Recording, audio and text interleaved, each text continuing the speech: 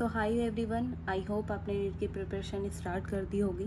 Honestly पिछले कुछ दिनों से मेरा पूरा नीट का प्रिपरेशन पूरा ही मैसअप हो गया था। मुझे कुछ नहीं समझ में आ रहा था कि कैसे शुरुआत करूं। सो मैंने एक 35 डेज़ का कमबैक प्लान बनाया है। आई होप कि मैं आपके साथ शेयर करूं, अपनी सारी चीज़ें बताऊं कि मैं बायो केमिस्ट्री फिज़िक्स कैसे करने वाली हूं, मॉक कहां से लगाने वाली हूं।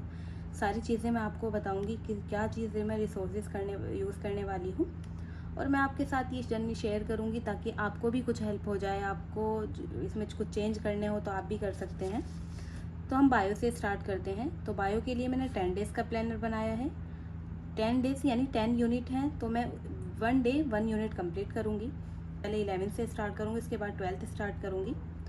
मेरी बायो अच्छी है तो इसीलिए मैंने सोचा है कि ठीक है, हाई वेटेज तो मैं थोड़ा 10 दिन में जब मेरा कंप्लीट हो जाएगा उसके बाद अच्छे से उसको उठाऊँगी। पहले मैं completely deeply NCERT plus PYQ, इसके अलावा मैं फ़िलहाल कुछ नहीं करूँगी। अगर मुझे लेक्चर की ज़रूरत पड़ती है तो मैं अगर मुझे लेक्चर की ज़रूरत पड़ी उस टाइम पर तो मैं सिर्फ टॉपिक वाइज ही देखूँगी, वरना तो मैं नहीं देखूँगी, सिर्फ एनसीईआरटी और पीवाई की ही करूँगी।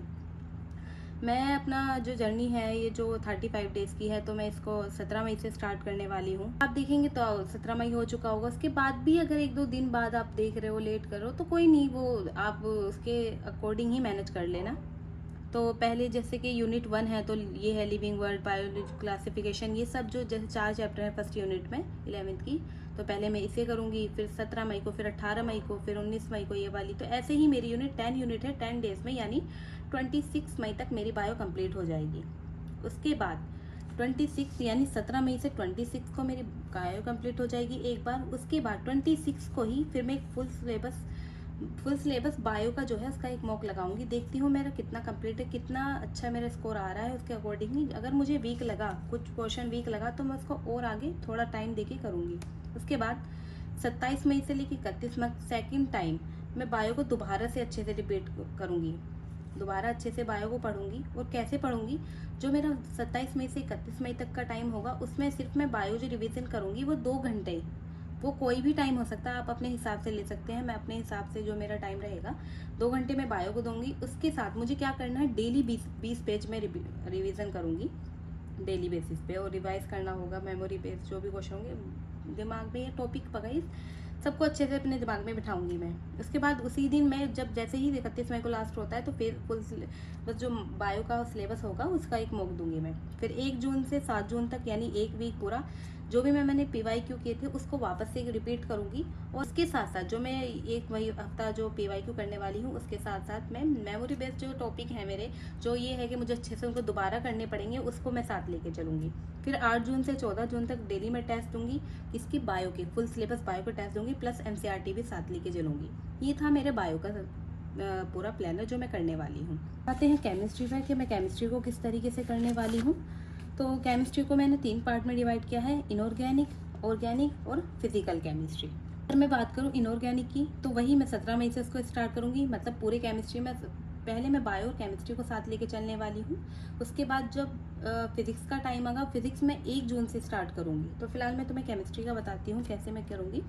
तो वही 17 मई से 22 मई तक यानी 6 दिन में पूरा अपना इनऑर्गेनिक रिवीजन करूँगी, इसका जो भी चैप्टर है। मुझे क्या लेके चलना है, मैं कोई एक्स्ट्रा लेक्चर वगैरह कुछ नहीं करूँगी सीधा, क्योंकि एनसीईआरटी ही बहुत होता है उसके लिए, इनऑर्गेनिक के लिए। तो मैं सिर्फ एनसीईआरटी की जो लाइन वाइज लाइन वीडियो है यूट्यूब से आप निकाल सकते हैं, और अगर आपको है कि चाहिए वीडियो तो मैं आपको शेयर भी कर दूँगी। उसके बाद पीवाईक्यू आप मुझे बता देना। उसके बाद सीधा बस 2 ही चीज़ करूँगी, एनसीईआरटी के लाइन बाई लाइन जो है, और सीधा पीवाईक्यू सिर्फ ये 2 चीज़ करूँगी। उसके बाद जब मेरा 22 मई तक ये कंप्लीट हो जाएगी पूरी इनऑर्गेनिक केमिस्ट्री, तो फिर मैं क्या करूँगी, 23 मई से डेली जैसे मैंने बताया आपको कि बायो में सुबह में शाम में जो भी फ्रेश मेरा माइंड होगा उस टाइम मैं 2 घंटे लेके बैठूंगी। तो 2 घंटे उसी के साथ फिर मैं ऐड ऑन कर दूंगी इनऑर्गेनिक केमिस्ट्री को। 2 घंटे में इनऑर्गेनिक केमिस्ट्री करूँगी, उसमें मुझे सिर्फ एनसीईआरटी रिवीजन करनी हो। फिर ये 31 मई तक मेरा ये कंप्लीट हो जाएगा। 31 मई के साथ मैं मॉक कहाँ से लगाने वाली हूँ, कहाँ से अपने ऑफलाइन टेस्ट दूंगी मैं, तो उसी को मैं उसके जो क्वेश्चन होंगे इनऑर्गेनिक के उसके अच्छे से रिवीजन के साथ करती चलूँगी। उसके बाद आते हैं ऑर्गेनिक की। ऑर्गेनिक के लिए मैं 23 मई से 29 मई तक स्टार्ट कर दूँगी, लास्ट हो जाएगा मेरा 29 मई तक। तो मेरे ये रहे चैप्टर जो मैं करने वाली हूँ। और उसका 29 मई से 23 मई से 29 या 30 मई तक मेरी ऑर्गेनिक केमिस्ट्री कंप्लीट हो जाएगी। जो वो मैं कहाँ से करने वाली हूँ, वो पंकज सर ने टेलीग्राम पे अपने, तो आप कहोगे मैं भेज दूँगी आपको।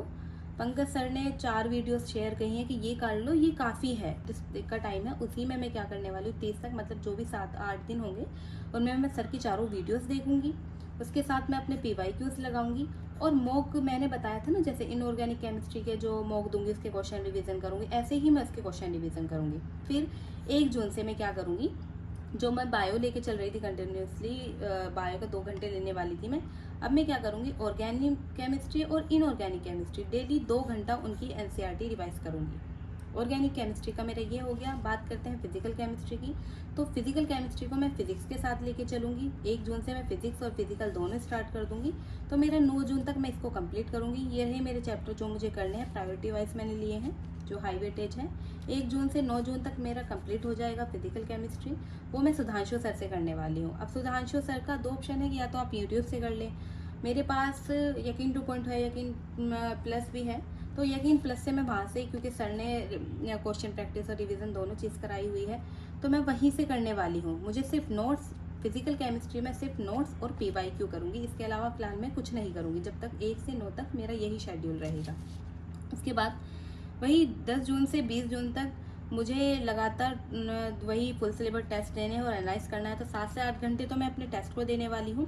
उसके अलावा 6 से 7 घंटे डेली रिवीजन करूँगी मैं, वो जो भी मुझे सिलेबस लेके चलना है।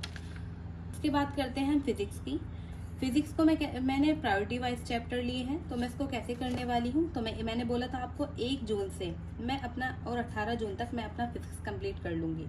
उसमें क्या करना है मुझे, फिजिक्स में मैं चैप्टर वाइज ही लेके चलूँगी प्रायोरिटी, बट मैं कैसे कंप्लीट करूँगी, complete physics bye MR sir. यानी सर ने टेलीग्राम पर 120+ टॉपिक जो दिए हैं, यानी अगर हम उसको बहुत अच्छे लेवल पे कर लेना तो हमारे 150+ पक्के हैं आराम से, बहुत अच्छे लेवल पे हम उसके सारे कंसेप्ट PYQ और सर ने क्वेश्चन भी दिए हुए हैं, तो हम उसको बहुत अच्छे से कर सकते हैं। उसका तो मैं यही है कि डेली 6 से 7 टॉपिक मुझको कवर करने हैं। उसके अलावा उसका जो कंसेप्ट है बहुत अच्छे से करना है और डेली PYQ लगाने हैं, बस मैं फिलहाल यही करूंगी। उसके अलावा जब मुझे ज़रूरत पड़ेगी कि मुझे और ज़्यादा अच्छा रिवीजन करना है, तो यकीन 2.0 में सर ने रिवीजन करा रखा है, जिसमें सर ने फॉर्मूला रिवीजन अच्छे से कराया है और फिर क्वेश्चन प्रैक्टिस भी करा रखे हैं, तो मैं फिर उसको करूँगी। तो फाइनल मेरा जो रहेगा वो डेली जो रहेगा। उसके बाद 10, मैंने आपको बताया 10 जून से 20 जून तक, मैं जो बताया आपसे पहले, मैं अभी बताया थोड़ी देर पहले। तो उसके बाद ये कि 3 घंटे मुझे डेली बायो को देने हैं 10 से 20 जून, यानी 10 डेज जो रहेंगे। तो 10 से 20 जून तक मैं अपना बायो NCERT 3 घंटे मुझे देने हैं। 2 घंटे इनऑर्गेनिक केमिस्ट्री और ऑर्गेनिक केमिस्ट्री को दूंगी और 1 घंटा मैं फिजिकल केमिस्ट्री को दूंगी, जिसमें मुझे फॉर्मूला रिवीजन करना है और उसके साथ PYQ भी मैं रिवीजन करूँगी।